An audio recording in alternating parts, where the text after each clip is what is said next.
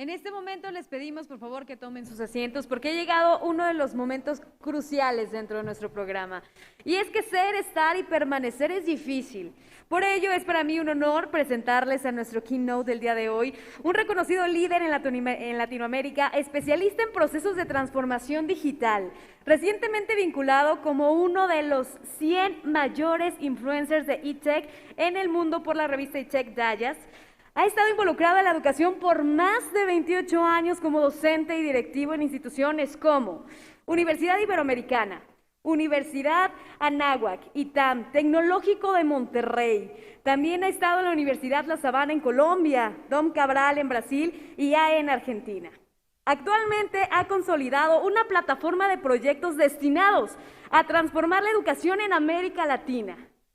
Él es el maestro Fernando Valenzuela Migoya, quien impartirá la conferencia Transformación Digital, Habilidades y Competencias del Ecosistema Educativo en el siglo XXI, para el cual pido un fuerte aplauso porque es un honor tenerlo hoy aquí en eTech Evolving Education. Bienvenido. Muchísimas gracias, son un público maravilloso, es muy emocionante estar ante miles de personas en forma presencial, es una experiencia que no vivía yo desde hace mucho tiempo, así que me da muchísimo gusto estar aquí. Les agradezco mucho a los organizadores por darme esta oportunidad y yo preparé una reflexión que espero que sea valiosa para todos ustedes, que tiene que ver con una transformación mucho más profunda que la tecnología. Y empiezo esta reflexión pensando en 4 momentos radicales de transformación en la humanidad que muchos de nosotros vivimos, ¿no? Desde la caída de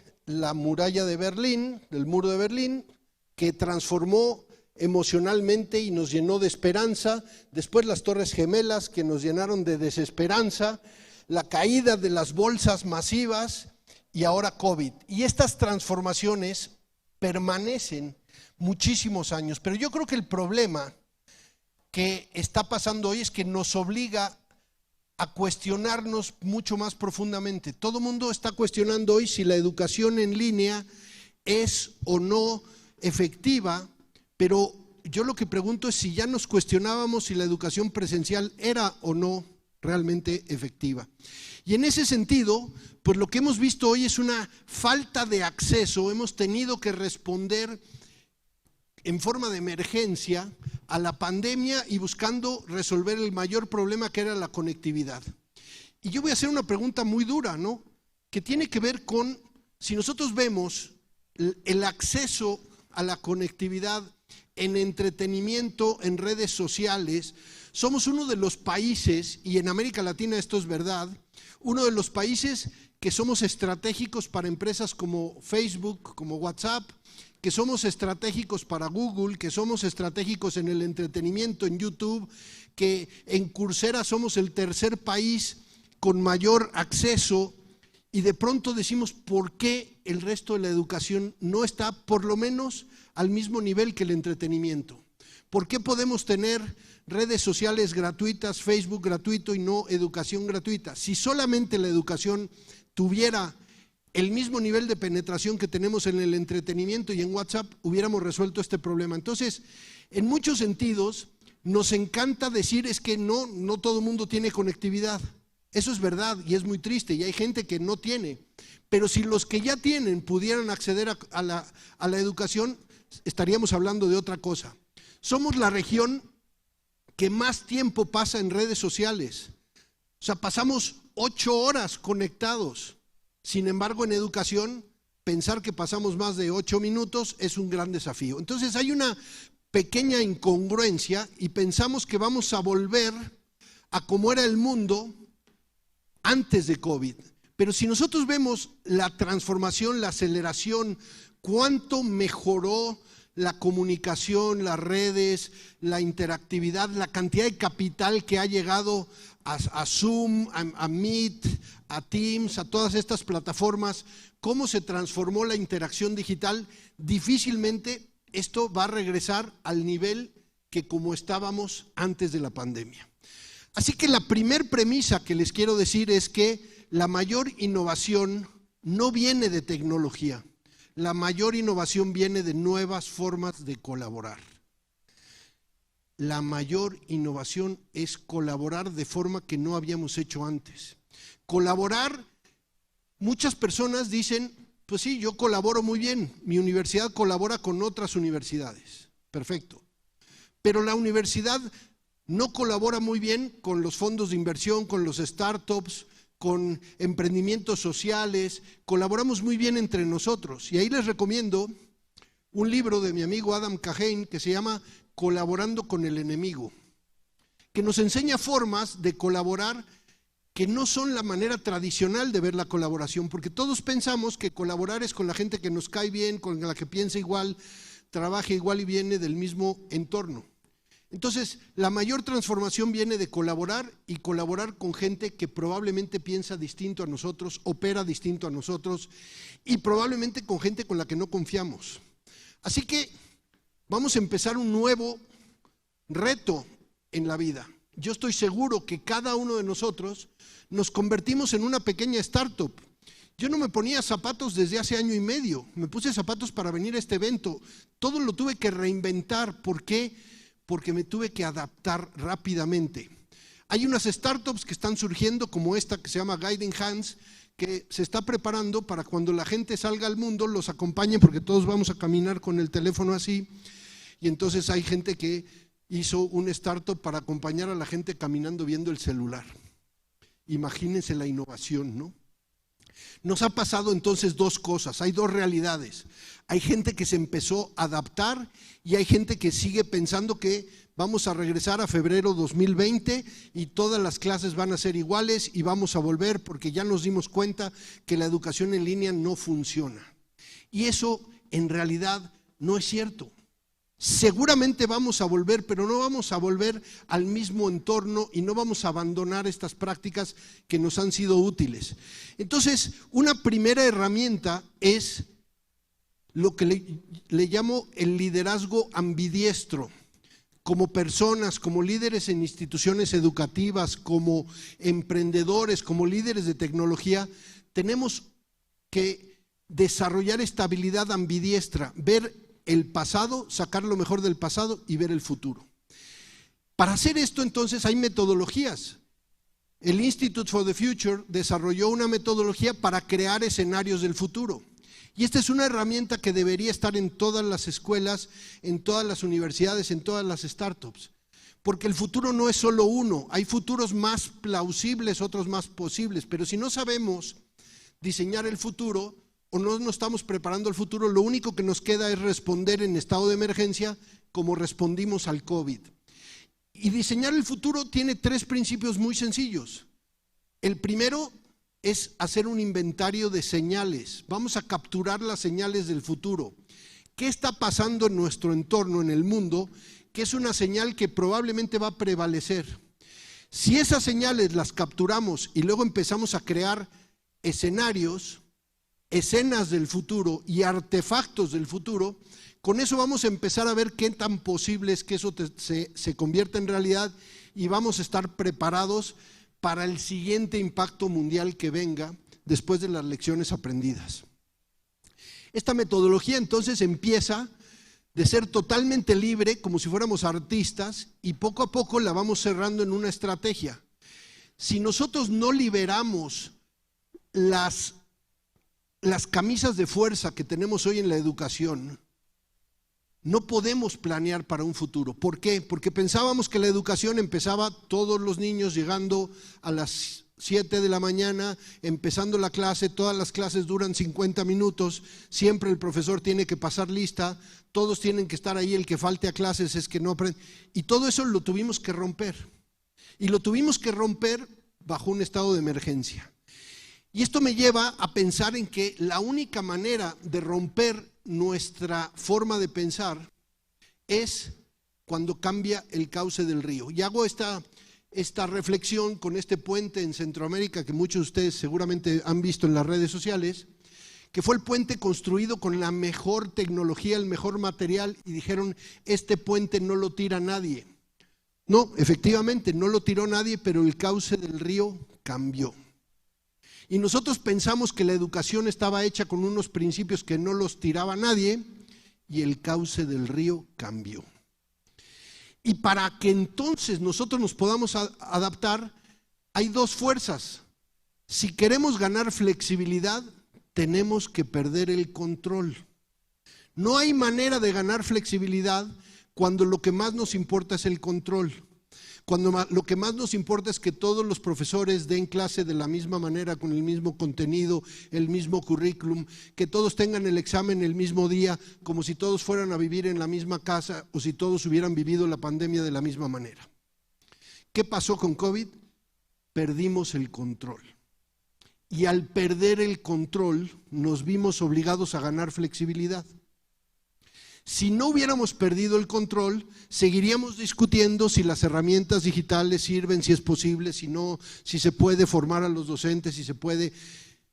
Y hay muchas lecciones aprendidas. Perder el control es necesario para ganar flexibilidad. El gran reto es que ahora lo tenemos que hacer intencionalmente, no por un estado de emergencia como fue en COVID. Y vamos a ver qué es lo que está pasando en el mundo, algunas señales.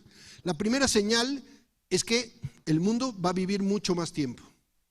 Y entonces yo me pregunto, si nosotros vemos las gráficas de América Latina y vemos la edad de los niños entre 10 y 14 años, vemos que en el 2020 la juventud empieza a disminuir y vemos que los de edades mayores de 50 empiezan a crecer. Yo me pregunto, ¿dónde están las universidades para los mayores de 50? ¿Quién está pensando en una universidad multigeneracional?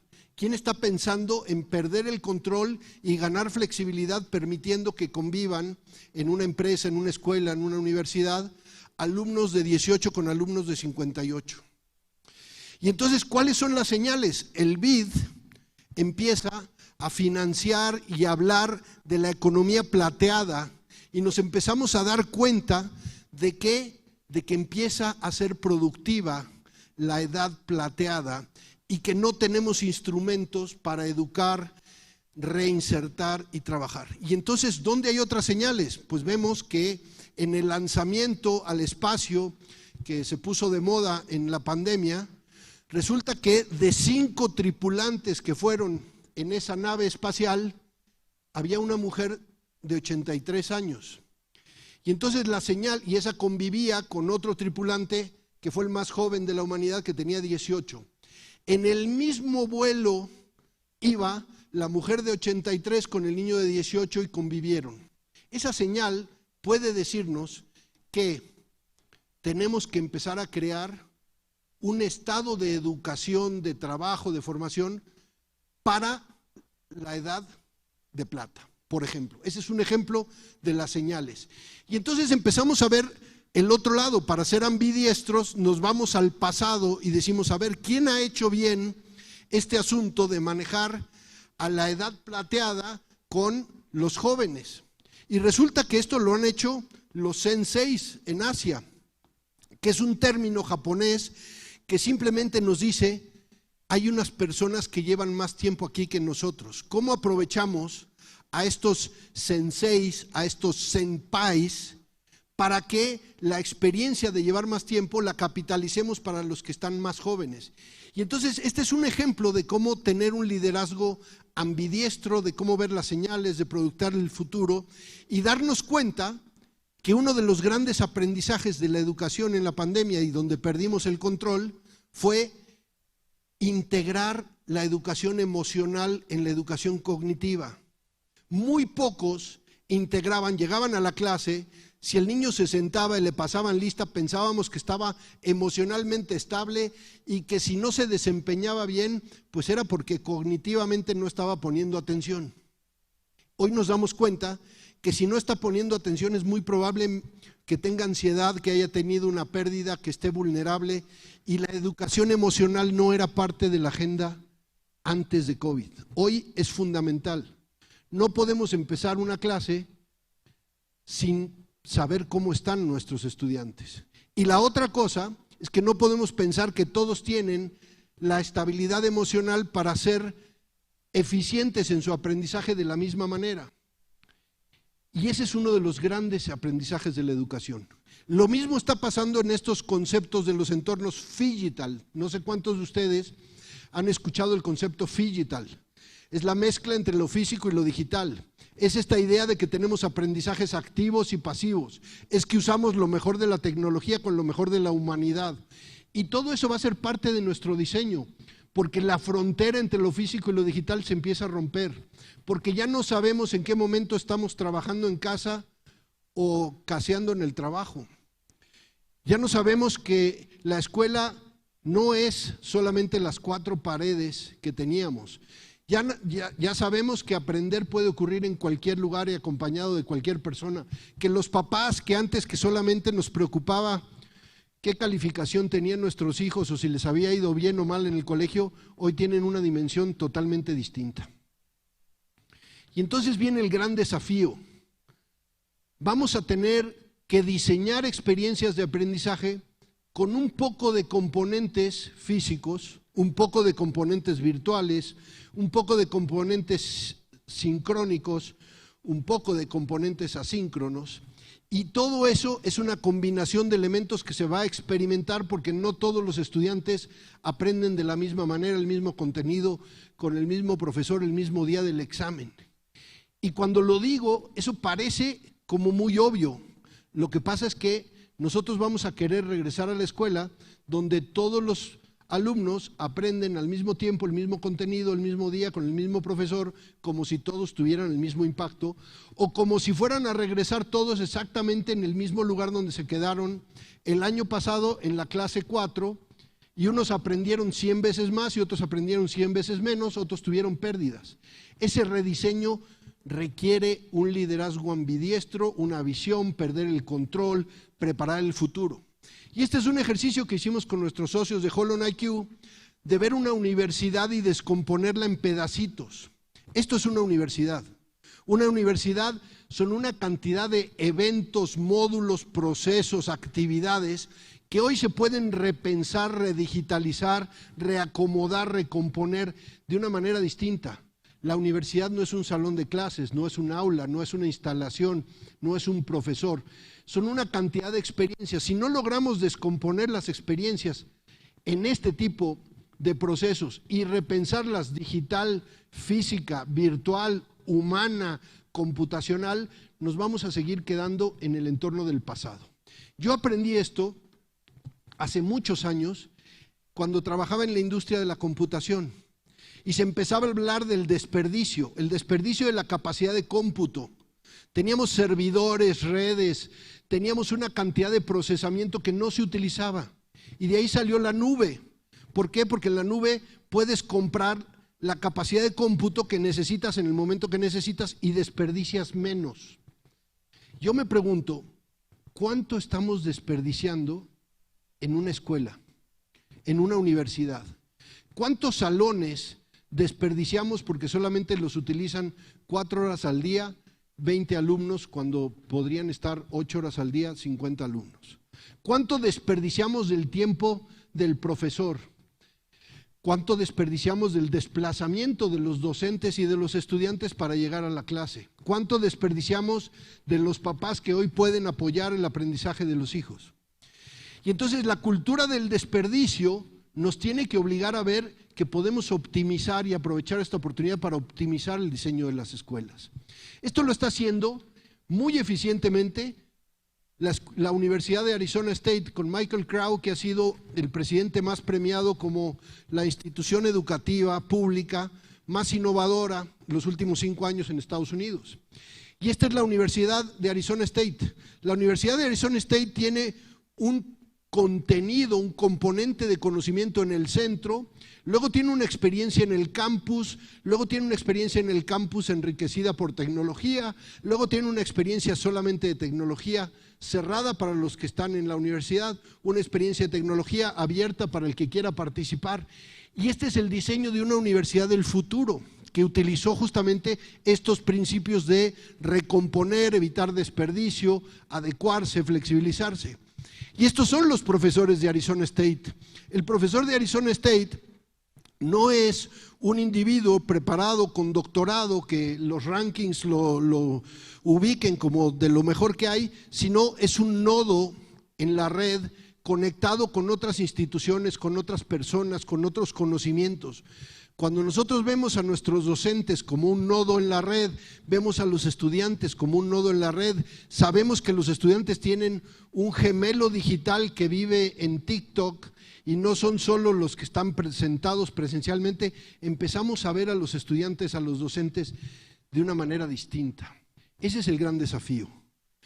El gran desafío, como lo muestra este estudio de McKinsey, que salió hace apenas un mes, nos dice, hemos encontrado que la mejor forma de aprender es una matriz 3x3. Y uno pensaría, ¿qué significa esto? ¿Cómo Piaget o Montessori responderían a una educación 3x3? Y el principio es muy sencillo. La mejor forma de aprender son 3 objetivos en 3 meses y acompañados por 3 personas. Fíjense que no dijeron por un maestro, 3 personas. Probablemente una de esas personas nos da soporte emocional, nos da motivación, nos da estructura. Si aprendemos en un año o en un semestre, se pierde el aprendizaje, pero si lo recortamos a 3 meses, tenemos más posibilidad. En el aprendizaje no tenemos que buscar 80 objetivos y 25. Si nosotros vemos el sílabus, el currículum, nosotros vemos el plan de estudios y decimos, el niño va a aprender todas las tablas, no alcanza. 3 objetivos en 3 meses, acompañados por 3 personas. Una nueva forma de aprender. Y nosotros entonces empezamos a diseñar nuevas formas de aprender, nuevas rutas. Con esto, esta trayectoria de aprendizaje la sacamos inspirados en el metro de Londres. Y decimos, ¿qué pasa si tú te subes a la estación del metro de la línea amarilla y recorres un aprendizaje en 3 meses con 3 personas y decides cambiarte a la línea roja, siempre que no se suban a la línea 12, te vas a la línea roja? Eso es políticamente incorrecto, borran eso por favor, esto no está en vivo, esto que ustedes están viendo está grabado, no se preocupen, edítame esa parte. Entonces, ya se me fue la onda. Te cambias de la línea azul, recorres 3 meses con 3 personas, aprendes en un bootcamp, después te vas, aprendes online 3 meses con otras 3 personas y te cambias a la línea azul y al final terminaste. ¿Y cómo se llamó el título? Como tú quieras. ¿Por qué? Porque si vamos a estudiar contabilidad y nos ponen un currículum que dice, mira, si vas a estudiar contabilidad, aquí está el plan de estudios. Estudias contabilidad 1, después contabilidad 2. Y una vez que terminas contabilidad 2, pasas a contabilidad 3. Cuando estés en contabilidad 3, pasas a contabilidad 4. ¿Quién aprende eso? Ya no existe el aprendizaje vertical. Ni siquiera el aprendizaje en T, que nos decía, vamos a profundizar en contabilidad, pero te vamos a dar un poco de otras cosas. Existe el aprendizaje en X, aprendemos algo humano y algo tecnológico. Yo hice este ejercicio buscando en mis propios contactos en LinkedIn, dije, voy a empezar por identificar aquellos contactos que yo conozco que tienen un puesto de trabajo para el cual no existe una escuela. Que están trabajando en un lugar donde ese puesto no hay una carrera, no hay una escuela, no hay una universidad. El puesto existe porque existe la persona. Y el día que la persona se sale de ese puesto, el puesto se desaparece y se va a convertir en algo nuevo. Y encontré cientos. Ustedes pueden ir y verificar. Estas personas existen, son reales, están conectadas conmigo en LinkedIn y tienen un puesto para el cual no hay escuela. Ese es el futuro. Los maestros se están convirtiendo en rockstar, en masterclasses, en mastercracks, en master lo que sea. Los maestros hoy se pueden convertir, si son un buen maestro, si saben usar las tecnologías digitales, pueden dar clases en TikTok, pueden dar clases en Clubhouse. Este fue un evento que ocurrió en Clubhouse que se llamó Educate y ahí habían cientos de miles de personas estrenando una red social solamente de conversación, dando clases. Yo hace 2 semanas que doy un diplomado en el ITAM, le dije al ITAM, perdón, no voy a dar mi clase en Zoom, la voy a dar en Clubhouse. Y se me quedaron viendo como, ¿qué está pasando aquí? Y me llevé a mis alumnos a Clubhouse y tuvimos clases en Clubhouse. Y esto está ocurriendo, hay que romper las barreras de la universidad. Tenemos docentes en TikTok que le dan clases a millones de estudiantes. Esto es una señal, esto va a pasar, esto está ocurriendo. Twitch, La herramienta de gamers, donde uno se juntaba con una comunidad para ver cómo se jugaban videojuegos, hoy es una herramienta para aprender, y ahí se puede aprender arte, música, matemáticas, geografía. Esto está pasando, pero no está pasando en las escuelas, no está pasando en las universidades, no nos estamos enterando. Y seguramente muchos de ustedes aquí no hablan francés, pero si ven un minuto esto, se van a dar cuenta que estamos siendo muy incongruentes.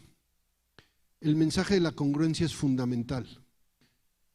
Estamos diciendo queremos cambiar, pero en realidad no cambiamos. Y creo que es momento de que en realidad sí cambiemos. La innovación no es una teoría, no es una metodología, es un acto, es una intención. ¿Y dónde tenemos que cambiar? Seguimos viviendo cosas que hoy nos escandalizamos que ocurrían solamente hace algunos años. Bueno, ¿por qué no pensamos de qué se van a escandalizar nuestros hijos de lo que estamos haciendo hoy? Porque seguramente nos va a pasar. Seguramente hoy nos parece un gran hito, es decir, por ejemplo, en Estados Unidos hay una primera vicepresidente mujer después de todos los vicepresidentes hombres. Esta foto, aunque ustedes no lo crean, yo la tomé, yo la puse junta y se convirtió en viral. La vieron en no sé cuántos y yo la tomé y dije, le debí haber puesto mi sello de que fui yo el que la tomó. En realidad no la tomé, sino que la junté, pero igual el mensaje es que esto va a ser una realidad. Esto está pasando hoy en Afganistán. Llegaron los talibanes la semana pasada y lo primero que hicieron fue separar las clases. Esto es un escándalo. Esto es un escándalo, pero nos está pasando en todos lados. Nos está pasando porque las mujeres no entran a estudiar ciencias, porque no tienen puestos de liderazgo. ¿Por qué? Porque si acompañan lo que pasó en este movimiento que se llama No More Matildas, que los invito a que lo sigan en las redes sociales, lo que pasó fue que empezaron a rescatar historias de talento de mujeres científicas que han hecho cosas extraordinarias y que nadie las conoce. Y la pregunta es, si Einstein hubiera sido mujer, ¿ustedes creen que sería tan famosa? No, porque lo estamos haciendo mal, y lo estamos haciendo mal con la gente con discapacidades, porque las escuelas y las universidades y los trabajos no están siendo inclusivos, no están creando un espacio más amplio para que quepamos todos. Y entonces estamos muy preocupados para decir, si decimos todas, todos y todes, pero no estamos preocupados para ver si decimos cómo crear un entorno, un círculo más amplio donde quepamos todos. Cómo hacer escuelas, universidades donde la discapacidad sea como es en el mundo real, vive al lado de nosotros. Los invito a ver este documental que salió en Netflix el año pasado y que es una historia fascinante de crear un mundo donde la discapacidad es parte de la realidad. Tenemos muchas cuentas pendientes. La tecnología va a empezar a interactuar, va a ser mucho más proactiva, nos va a ayudar a integrar visiones que no teníamos, edades que no estaban conectadas. Nos va a ayudar siempre que sepamos que también hay un riesgo, que hay un gemelo digital en todos nosotros y que la tecnología no es siempre buena, tampoco es siempre mala. Y hay que saber diseñar para este tipo de tecnología. Pero nos espera un mundo totalmente distinto. En mayo del año pasado, Elon Musk lanzó Neuralink y le están invirtiendo miles de millones de dólares a los chips que van a empezar a vivir en los humanos. Y esto no es ciencia ficción, está pasando hoy. La tecnología ha llegado a todos los entornos del desempeño humano. Nos estamos midiendo. La data, la información nos puede ayudar a aprender mejor. Este es un reporte de cómo estamos hoy con el gobierno de Chile, monitoreando el desempeño del contenido, la tecnología y el desempeño de los profesores y los alumnos con herramientas digitales en un gobierno, en un país latinoamericano. Eso fue lo que me llevó a mí a empezar este trayecto, decir, la innovación en educación tiene que venir del emprendimiento, de los edupreneurs, tiene que venir de romper las barreras de control que hacen que nuestras escuelas y nuestras universidades sigan pensando que vamos a hacer como en el siglo XIX para preparar a niños a vivir en el siglo XXI. Y ese camino me tiene todos los días investigando las últimas tendencias que hay en educación, las señales, en qué país del mundo, dónde se está invirtiendo, en qué área del conocimiento está saliendo. Y por eso es que recibí el reconocimiento como una de las 100 personas más influyentes en educación. Porque estamos creando este mapa, aquí están las 100 mejores EdTechs de América Latina. Y yo me pregunto, ¿las escuelas saben quiénes son estos 100? ¿Las universidades saben quiénes son estos 100? En febrero del año pasado lanzamos EdLatam Alliance, que es una comunidad donde viven estos 100 emprendedores. Y además, una comunidad donde viven 250 líderes de educación, presidentes de universidades, de toda América Latina, directores de escuela, fondos de inversión, tratando de lograr esta colaboración. Estamos lanzando, por ejemplo, un producto que se llama Exámenes para Zoom. Exámenes para Zoom es usar la tecnología, hacerla amigable y poder hacer exámenes sin perder el valor de saber que el examen lo está haciendo la persona correcta en el momento correcto. Hacer el examen con un balance emocional. La persona puede definir si su emoción es correcta para responder el examen, sí o no. Y entonces dejamos de pensar que los exámenes ocurren todos el mismo día, el mismo tiempo. Esta es una combinación que ha sido un poco mi mantra de los últimos 10 o 12 años. El que entiende de pedagogía no entiende de tecnología. El que entiende de tecnología no entiende de pedagogía. Ninguno de los dos entiende de capital, de inversión, de cómo usar los recursos. Y ninguno de los tres entiende cómo cerrar las brechas de género, las brechas de pobreza, las brechas de acceso, las brechas de discapacidad, las brechas de edad. Si no logramos una educación que entre en este delicado balance entre pedagogía, tecnología, capital e impacto, estamos destinados a que la nueva normalidad sea peor que la normalidad que teníamos antes. Cierro con esto. El futuro existe primero en la imaginación, después en la voluntad y finalmente se hace realidad. Espero que esta reflexión nos ayude y que salgamos de aquí a transformar el entorno educativo. Muchas gracias.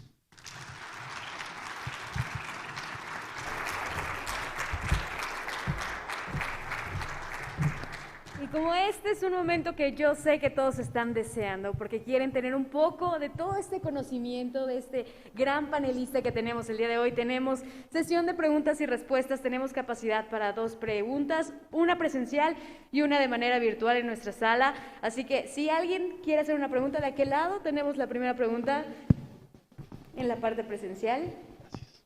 Hola, buenas tardes. Mi nombre es Jorge Corro, represento una universidad en Puebla, CEUNI Puebla, y justo antes de que empezara la pandemia, se me acercó un proveedor para una plataforma en línea.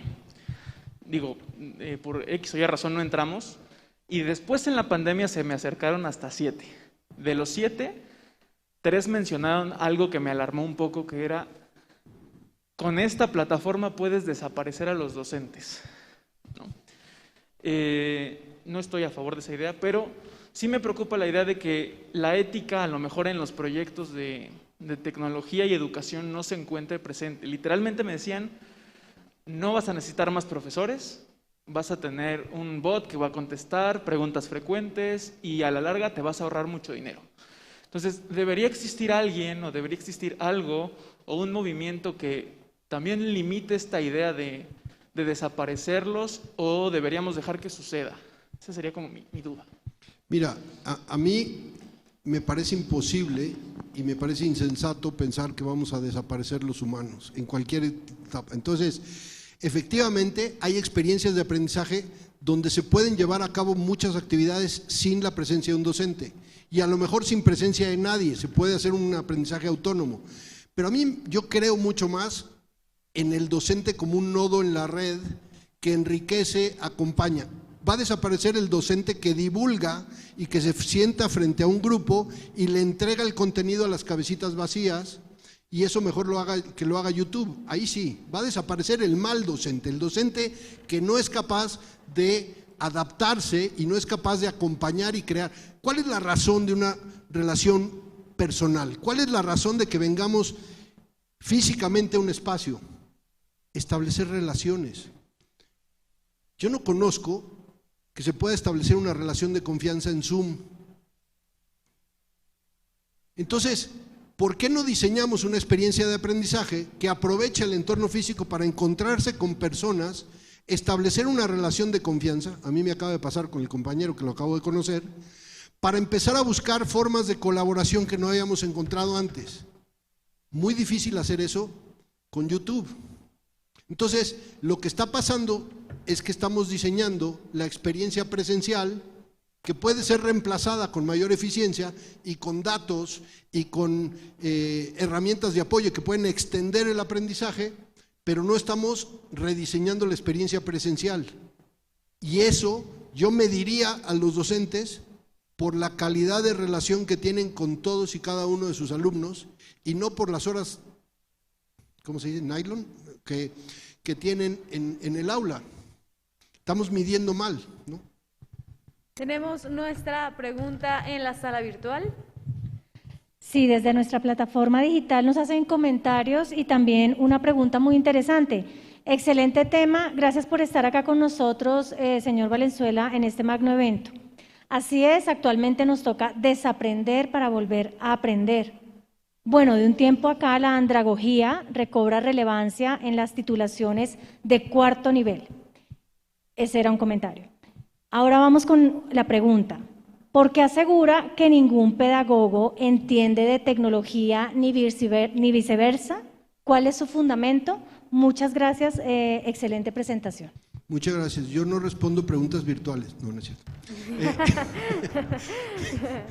No, en ningún momento dije que ningún pedagogo entiende tecnología. Eso sería una barbaridad.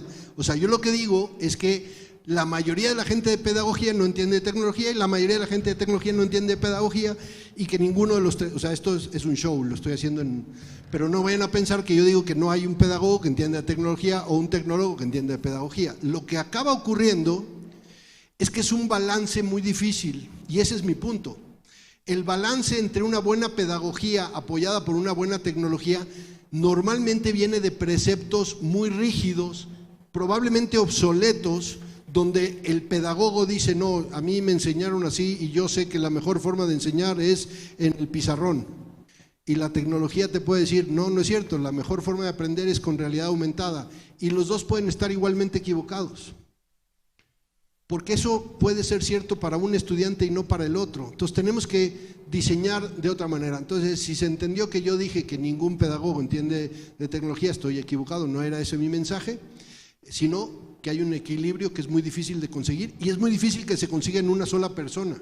Se necesita crear equipos colaborativos donde el pedagogo, el tecnólogo, el del capital y el del impacto puedan encontrar ese balance y que eso no ocurre de la misma fórmula para todas las escuelas, todas las universidades, todos los países. Entonces, esta idea de que tenemos el currículum perfecto y la formación docente para todos los profesores, porque al pasar todos los profesores por esta formación todos van a dar buenas clases, pues no es cierto.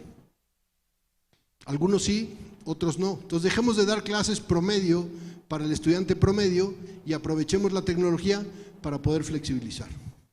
Fuerte el aplauso.